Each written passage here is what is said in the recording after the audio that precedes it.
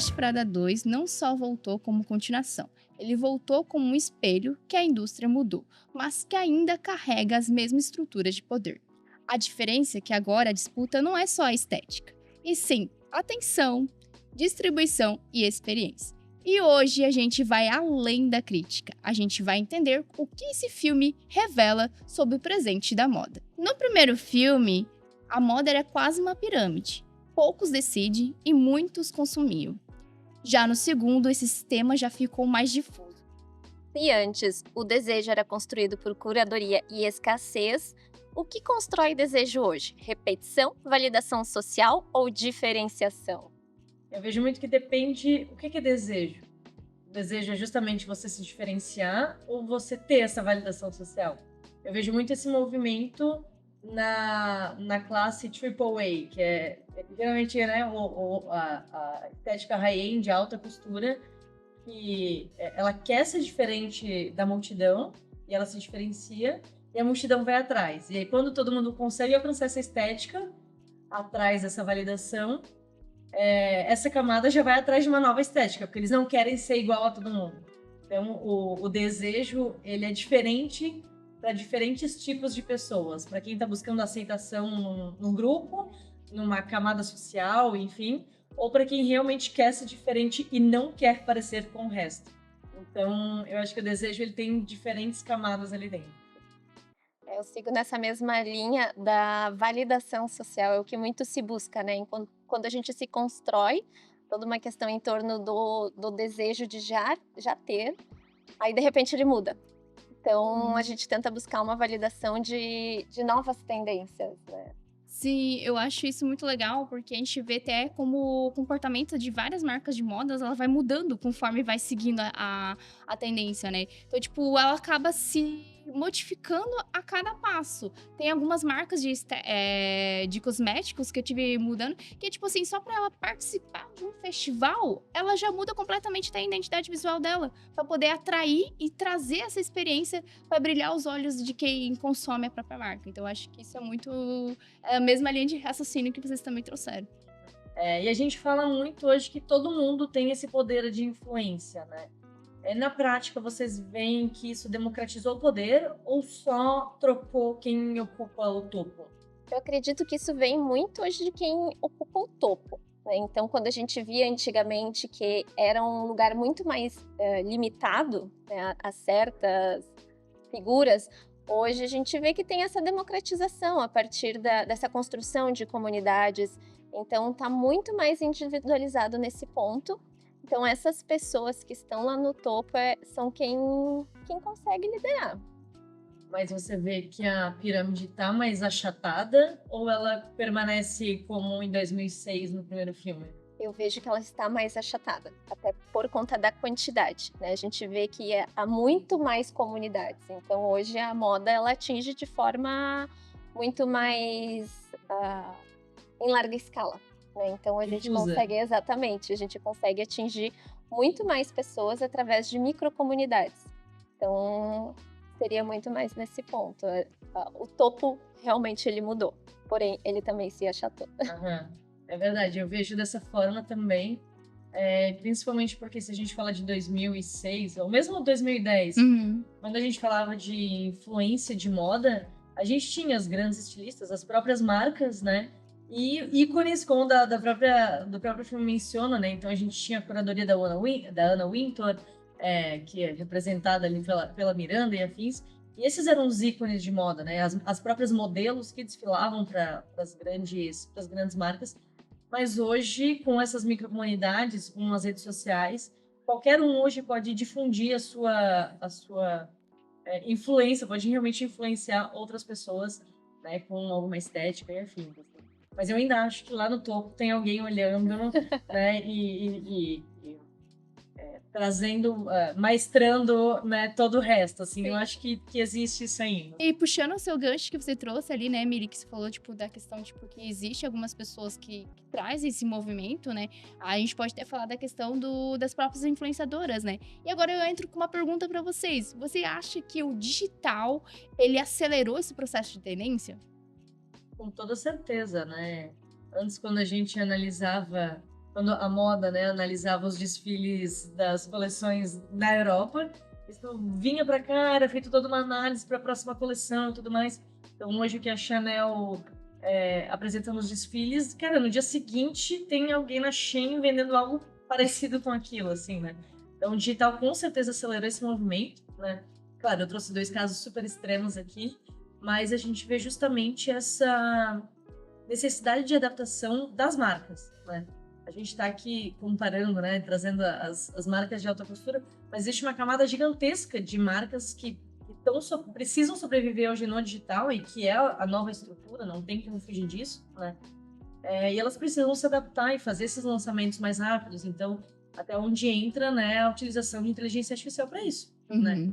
Então, hoje a gente consegue lançar uma campanha mais rápida, consegue ter um chute mais eficiente para conseguir justamente acompanhar esse ritmo do digital. Isso é um paralelo que a gente faz, inclusive, com o próprio filme, que em 2006, o lançamento de uma revista, ele perdurava 30 dias. Sim. Hoje, quando se lança uma notícia, é questão de minutos. Daqui a um pouco você já lança uma nova. Então, é tudo muito rápido e, é consequência, a tendência a mudar constantemente. Isso é até legal que é um personagem do próprio filme fala, né? Que, tipo, se antes levava quase uma semana pra fazer um ensaio fotográfico, hoje em 2 dias já consigo, ele falando. Exatamente. Agora, trazendo uma pergunta polêmica pra vocês. E hoje, o consumidor, ele deseja porque quer ou porque ele foi exposto o suficiente pra achar que é isso que ele precisa? Pergunta polêmica. Bem polêmica. Eu entendo que há uma superexposição de produtos e isso condiciona o comportamento humano. Então, sim, quanto mais a velocidade da informação, quanto mais os produtos chegam, faz sentido a pessoa desejar, querer e, principalmente, hoje em dia ela vai ter acesso muito mais rápido a esse tipo de produto. Então, sim, acredito que a exposição, ela influencia muito. E não só a exposição e de você ver aquilo repetidas vezes, mas é justamente a curva de adoção, quando a gente tem uma curva de Gauss, né? A gente tem lá os early adopters, que é quem vai realmente, né, os fashionistas, e quem vai trazer essa tendência, e que no começo isso até pode parecer estranho, e pode parecer algo muito diferente, mas conforme isso vai entrando na curva comercial mesmo de mercado, não só você vai estar exposta, mas você não vai querer estar fora da moda, né? E é isso que move o lance das tendências, né? E das micro-tendências cada vez, né? Porque cada vez está mais rápido. Então, essa curva de adoção, não só pela exposição, mas também pelo desejo de pertencimento que a gente falou lá no começo também. E no filme, a própria Emily fala que nos anos 2000, gastar $100 numa bolsa era considerado demais, era um excesso. Sim. E hoje você pagar R$8.000 é super acessível. Então todo mundo quer e todo mundo tem esse acesso. Ou tenta ter. Exatamente. Exatamente. Mas pensando nisso também, eu acho que, e trazendo um pouco para nossa realidade, essa super exposição, essa necessidade por estar presente no digital, ela abriu uma cadeia de demandas por criação dessas fotos, desses materiais, desses conteúdos e vídeos muito grande, que antes não existia. Você fazia lá as 80 páginas da Vogue e era aquilo por 30 dias, né? Então hoje você precisa ter conteúdo novo, você precisa ter fotos novas, apresentar aquele produto de formas diferentes, e isso gera toda uma demanda inteira para uma cadeia completa, né? Para poder estar apresentando isso mais vezes no digital, né? Bom, o filme mostra a Runway tentando manter a excelência estética que é tão característica da revista, né? Num mundo em que hoje recompensa a velocidade, né? O que sustenta mais valor hoje? Uma estética impecável ou uma presença constante? Olha, a gente consegue estar fazendo os dois e tá ali no meio e trazendo toda essa repercussão. Tipo, você tendo uma presença boa no digital e também trabalhando bastante na constância. Aí já puxa no lado da inteligência artificial. Exatamente, ainda mais considerando que a constância ela exige que estejamos o tempo inteiro no digital. Então, como conseguir manter isso de forma agradável e visualmente bonita? Então, é onde entra a tecnologia para auxiliar, né, e fazer com que a marca ela esteja cada vez mais presente e atingindo esse cenário atual que a gente vive, né? Uma estrutura de custos também que seja previsível ali, né? Exato. Uhum. E o que você tem a dizer sobre isso, Miri? Eu concordo 100%. Eu vejo que é necessário ter um equilíbrio, né? Então eu não posso ter conteúdos a qualquer custo, mas até eu vou referenciar agora aqui o Rods num outro podcast que ele falou assim, por que esse conteúdo está sendo produzido, né? Então não é também só sobre produzir a qualquer custo, mas por trazer um propósito por trás daquilo ali, né? Então hoje eu vejo, trabalhando com inteligência artificial há quase 5 anos, eu vejo que hoje a gente consegue ter uma evolução absurda, né? Então a gente consegue ter essa presença marcante, estética, eu consigo ter um propósito por trás, eu consigo passar a mensagem que eu quero, né? Mas a um custo baixíssimo, então que me permite ter essa constância nas entregas. E a gente percebe, então, que a tecnologia ela vem para influenciar positivamente a moda, diferente do discurso que a gente viu no filme. O discurso do filme, ele veio um pouco polêmico, né? Eu achei bem curioso que ele trouxe o cara da tecnologia lá meio caricato, assim, então deu para entender que houve um objetivo por trás daquilo ali, né? Até houveram vários paralelos que foram feitos, né, da história do filme com a história do Jeff Bezos, né? Que houve rumores em que ele quis comprar a Vogue, mas a roteirista do filme negou, então não foi inspirado até porque o roteiro já estava pronto quando isso aconteceu, né?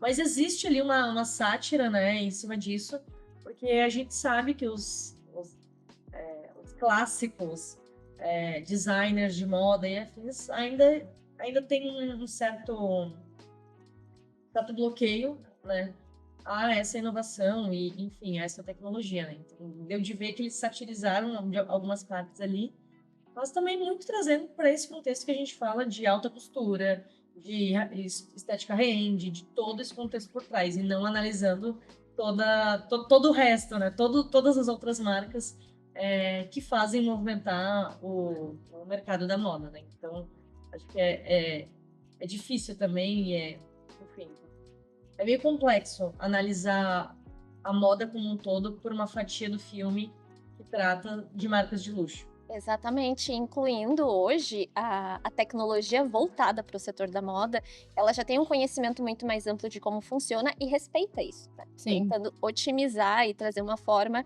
de crescer junto e não substituí-la. Então, já trazendo um pouco, né, desse tema sobre gerações de imagem, né? Antes, uma imagem ela precisava ser perfeita porque ela durava. E hoje ela precisa performar porque ela passa rápido. Vocês acham que isso acabou mudando a forma de como cria a moda hoje? Eu acho que hoje, com a tecnologia, uma coisa não exclui a outra, né? Então, hoje você consegue ter os dois, né? Você consegue ter fotos perfeitas e consegue entregar isso com constância, como a gente estava comentando antes, né? Obviamente, isso mudou como é criado, como as produções são feitas, e a gente acompanha isso de perto, né? Até, inclusive, é uma coisa que a gente sempre fala com as marcas, né? Sim. Não é só a gente aqui entregando as fotos, é toda a estrutura do lado de vocês que vai mudar, né? Das marcas que a gente trabalha. Toda a estrutura do lado de lá que também muda, porque todo o processo mudou. Então, as estilistas começam a ter novas funções e funções diferentes de não só criar, mas acompanhar a criação. Os times de branding estão praticamente repaginados por fazer todo esse acompanhamento agora com as gerações de imagem. Então, com certeza, isso mudou bastante, né? Quando a tecnologia entra no processo criativo, ela pode fazer duas coisas: ou padronizar ou potencializar a visão. O que define isso? Ferramenta ou direção?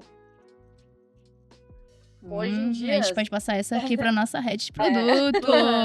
Hoje em dia, 100% direção, né? Então, a gente já tem ferramentas extremamente acessíveis que democratizam a utilização, né, de inteligência artificial e de outras tecnologias de uma forma tranquila e a gente, enfim, isso está muito, muito bem balizado, mas a direção criativa faz toda a diferença, né? Eu vejo que é isso que permite também essas marcas de criarem coisas incríveis, absurdas, talvez nunca sonhadas antes, né? Com uma boa direção criativa.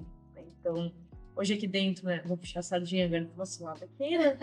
Hoje aqui dentro a gente faz isso, a gente acompanha isso com o cliente, né? Tem muitas marcas que já chegam sabendo o que querem e sonhando alto, e devem sonhar alto, podem sonhar alto com a inteligência artificial, mas muitas não sabem bem o que querem, não sabem como desenrolar isso, até porque nunca tiveram um budget para isso antes. E hoje a gente consegue fazer isso e acompanhar, pegar o cliente na mão e acompanhar isso com ele. Então, para mim é muito prazeroso ver marcas que antes não conseguiam fazer isso e hoje elas conseguem agregar e apresentar muito mais valor para o produto delas por causa da inteligência artificial. Então, é uma coisa que me deixa muito, muito feliz nesse sentido, sabe? E ver que os profissionais estão cada vez mais envolvidos com o meio, né? Então, eles têm conhecimento, eles conseguem dar esse auxílio e direcionamento também para o cliente, né? Total, total. O filme mostra uma coisa muito clara. Ver a moda não é mais o suficiente. O consumidor hoje, ele precisa imaginar, sentir e se ver.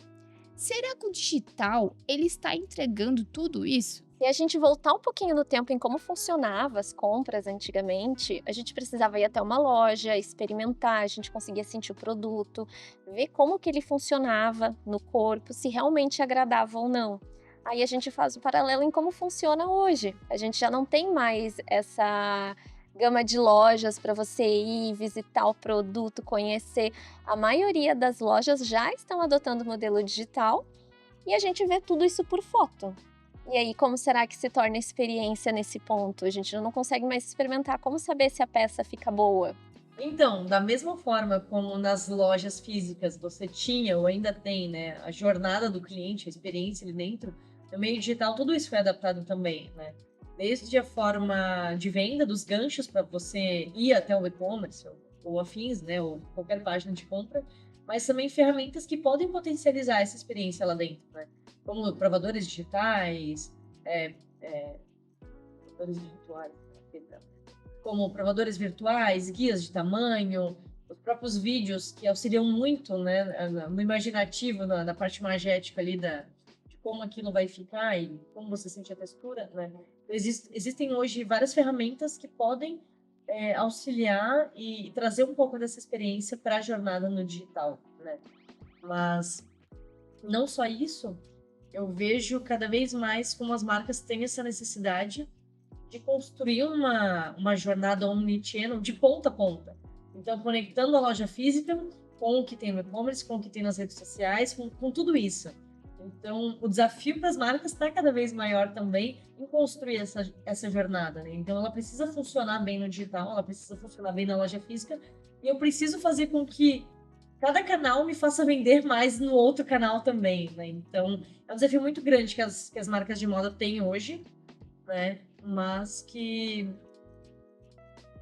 empresas como a Futuriza podem ajudar em parte dessa jornada, né? Então, isso é para isso que a tecnologia está aqui, para ajudar nessa frente também.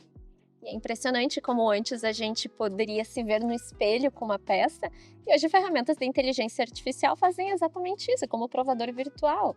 A gente tem a inteligência artificial para fazer uma leitura do corpo da pessoa e entregar ela realmente vestindo aquela peça e como ficaria, sem ela nem precisar sair de casa, né? Então, Ou isso está cada vez mais assertivo, né? Está cada vez mais assertivo, entendendo biotipos, entendendo a textura, entendendo como aquilo fica no corpo.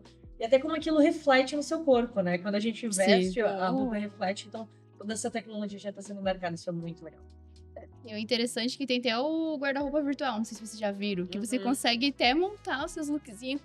Eu ia fazer a referência do filme lá das Patricinhas de Beverly Hills, que tem a Cher montando os looks. Agora já existe também, que a gente consegue estar trabalhando. Então Sim, na época aquilo era um sonho e hoje ele é realidade. realidade. E a Futuriza realiza. E alguns desses mecanismos, né, falando sobre conteúdo e consistência e constância no digital, não é só sobre ter mais conteúdo por conteúdo, e sim reduzir a dúvida do consumidor para converter aquilo para vendas, né? Então, cada conteúdo, volto com a frase do Rosa, né? Cada conteúdo precisa ter um objetivo, precisa ter um porquê. Tudo aquilo no final, ou é para eu fortalecer a minha marca, ou é para eu ter mais conversão, ou é para eu conseguir expandir para novos públicos. São exatamente dois pontos que caminham juntos. Porque quanto mais conteúdo a gente precisa lançar no mercado, a gente ainda tem essa dúvida do cliente. Então, a gente precisa conseguir unificar a geração de conteúdo Será que o cliente realmente está sendo atendido? Porque no final a gente precisa converter na venda. No dia são boletos para pagar, né? Então, Exatamente. Sim. todo conteúdo ele precisa ter propósito por trás, ele tem que atender um porquê da marca, né? Tá, mas vamos Tá. falar de agora filme, vamos falar de coisa legal. Papo muito sério Partiu aqui. sim, a gente acabou Vamos lá, estruturando. Manu, o que você achou do filme? Então, o primeiro filme sempre foi o meu preferido. Desde que eu assisti em 2006, para mim, eu assisti várias e várias vezes ao longo de todos esses anos. Então, eu tinha uma expectativa muito alta e eu acho que o filme entregou uma ótima sequência. É claro que ele trouxe toda essa transformação de 20 anos, porque sim, desde a época que a gente via as revistas, eu vivenciei essa época lá em 2006, de você ver uma revista lá na revistaria. Era revistaria, né? As bancas? Nas As bancas. bancas. Acho que deixa eu voltar do... Não, pode Não, pode continuar. Então, desde quando nós víamos as revistas nas bancas e a gente ficava idealizando aquele universo e ver o quanto a tecnologia trouxe essa mudança. Então, na época, a gente não tinha um celular, não tinha uma rede social para acompanhar tudo tão rápido. Então, ele respeitou muito, fielmente, todo esse avanço que a gente teve nesses 20 anos. E, claro, ele trouxe uma questão comportamental também das personagens. Embora a gente tenha visto uma Indy que ela amadureceu ao longo desses 20 anos, ela ainda preservou algumas características dela, mas ela também soube como funciona esse mercado e como ela o que ela tem que fazer para sobreviver também, né, nesse universo. Mas uma das minhas personagens favoritas também sempre foi a Miranda, e até pelo estilo dela na época, sempre me chamou muito a atenção. E claro, confesso que esse modelo mais atualizado dela, até pelo comportamento que mudou, a gente tem uma nova Miranda ali, com uma forma diferente de agir, num contexto um pouco diferente. Ali eu confesso que eu não gostei muito dos looks dela, eu esperava um pouco mais. Mas assim, o filme respeitou muito todo esse tempo, ele soube trazer links com o primeiro filme e ao mesmo tempo respeitar uma sequência. Então, pra mim, ele foi sensacional. Eu curti bastante, tinham vários easter eggs ali que eram do primeiro filme, Sim. né, que remetiam ao primeiro filme. Uma coisa que me chamou a atenção também, falando de não só de moda, mas muito sobre comportamento, sobre esse nosso novo momento, foi a assistente da Miranda dando uma podada nela, Sim. né, sobre o que hoje é politicamente correto, e claramente a Miranda não é politicamente correta nos dias de hoje, né? Mas que mostra muito essa desconstrução e que mesmo os maiores figurões ali, eles precisam se adaptar para conseguir comunicar, ficar um pouco mais próximos, né, desse novo mercado, assim. Isso é uma coisa que me chamou a atenção, assim, tipo, você não pode falar gorda, você não pode falar, né? Então, Sim. foram várias coisas ali no meio do filme assim, que me chamaram bastante atenção sobre essa mudança de comportamento exigida pelo público também, né, mas pela sociedade como um todo. Eu gostei bastante do filme, eu acho que ele realmente cumpre o que ele realmente entrega. E ele trabalha muito a questão que vocês falaram muito dos personagens. Acho que isso foi muito legal de ver o enredo da construção de cada personagem, né? E mesmo depois de tanto tempo, os personagens, você ainda sentia que era eles. Então, tipo, eles não perderam essa essência dos personagens, eles conseguiram manter fielmente. Eu acho que isso que acaba prendendo as pessoas no filme, né? Que eles conseguiram trabalhar muito bem com cada personagem, no amadurecimento de cada um. E também eu acho que a questão das referências, né? Eu acho que, principalmente no início, se você pegar o início do Diabo Veste Prada 1 e comparar com o início do 2, gente, é praticamente a mesma coisa. Então, eles conseguiram trabalhar muito bem com isso. Eu acho muito legal. Eu só acho que alguns personagens, acho que poderiam ter sido mais trabalhados. Outros não precisariam estar ali no filme. Vamos falar já diretamente daquele namorado que surgiu do filme. Da onde surgiu esse cara? Nada a ver. Ele não precisava estar ali. Não, acho que isso é o que mais me incomodou no filme. Falei assim, a Indy não precisava. Ok, então ela não precisava. Cara, se ela tivesse, polêmico, se ela tivesse adotado um cachorro, o efeito ia ter sido o mesmo. Exatamente. Exato. Mas eu acho que traz o modelo de insegurança dela nos relacionamentos, que ela já tinha no primeiro filme, e isso persistiu no segundo, tanto a necessidade de validação que ela ainda tinha da Miranda. Passou Sim. 20 anos e ela ainda buscava uma aceitação. Aham. Eu acho que esse namorado surgiu pra comprovar de que ela ainda tinha a mesma essência. Sim, Sim. Em várias situações, assim.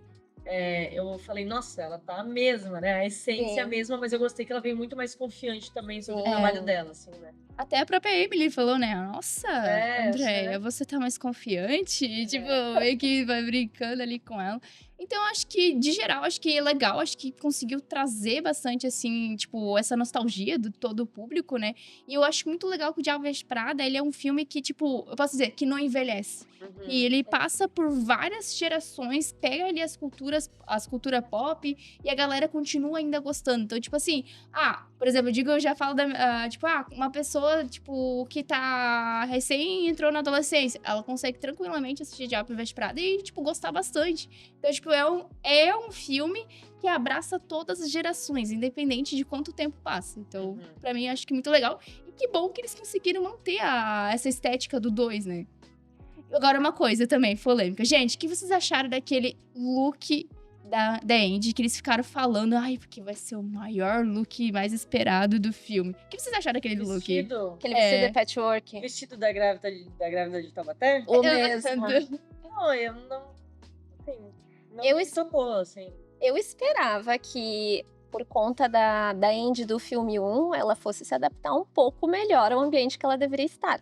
Mas isso só comprovou de que realmente ela desenvolveu uma personalidade, ela foi firme a isso. Então, independente de onde ela estava, ela continuou sendo a mesma Andy. Isso é uma coisa que me chamou a atenção também, até na hora do filme eu comentei com a Sarah, assim. Tem uma cena ali no final, que as coisas estão mais resolvidas, que ela volta com um casaco marrom, um jeans azul e uma bota, assim, look horroroso. Mas muito remetendo aos looks que ela usava no primeiro filme, assim. Sim. Então, zero estética, né? Como ela parece muito bem vestida em outras cenas, com os terninhos e tudo mais. Mas naquela cena eu falei, putz, isso aqui realmente é uma referência ao primeiro filme pra manter a essência dela. A essência dela não mudou, assim. Tanto que a Emily, ela fecha o filme com o icônico suéter azul. É o clássico, né? E agora, pra vocês sentiram que a Emily, ela foi mais uma vilã? Ou vocês acham que faltou ter desenvolvido um pouquinho mais a personagem? Porque, assim, eu não senti que ela, tipo assim, que ela foi uma vilã. Eu achei que, tipo, poderiam ter contado um pouco mais da situação dela com a Miranda. O que vocês sentiram disso? Eu vejo que a Emily, ela nasceu nesse universo já, né? Desde o início, ela sempre se adaptou, ela sempre quis pertencer àquilo. E acho que o filme, ele deixou um período muito vago sobre como aconteceu essa transição dela da revista. E até em algum ponto, dando spoiler, ela entrega ali pra Miranda qual foi a chateação que ela teve ao decorrer da carreira dela e fez com que ela fosse se adaptando. Então, acho que eu vejo muito mais uma questão de sobrevivência dela e de manutenção de poder. Ela queria chegar ao topo e ela não ia medir esforços. Isso é algo que a gente já vê desde o primeiro filme, né? Então, essa busca pelo desenvolvimento independente do resultado que ele vai gerar ao redor. Não gostei de, no final, elas terem ficado amigas, assim. Verdade. Assim, acho que... Não, Forçou. Não precisava, sabe? Só que, claro, isso só mostra como a Andy é uma pessoa de bem, tem um bom coração e tudo mais. E não necessariamente a Emily, ela é uma pessoa má, mas ela quis aproveitar a oportunidade a todo custo. Sim. Né? Mas aquilo ali eu não consegui engolir. E eu também achei que só faltou a promoção do Nylon, né, gente? Pra ele voltasse a ter a promoção dele de volta, né? Tipo, eu acho que, tipo, ele teria que ter brilhado mais. Eu confesso que gosto desse personagem ali do filme. Pra mim, ele carregou o filme nas costas. Sim, eu acho que... E no final, né, que daí a gente não pode contar esse spoiler aí. já tá... Mas ele carrega o filme nas costas, entendeu? Então... E tem aquela questão de que ele esperou muito tempo também. Né? Então será que se ele tivesse falado antes, se ele tivesse demonstrado, isso já não teria acontecido? Sim. Então, assim, pra mim ele é um dos melhores personagens e acho que ele teve um final merecedor. Sim, acho que sim. Quando a gente tava falando da Emily, é que eu ia dizer, porque na verdade ela se vingou da Andy no primeiro filme, né? Porque ela não foi pra Paris. É verdade. Né? Verdade, Será ela que não deve foi. ter concluído nada, assim?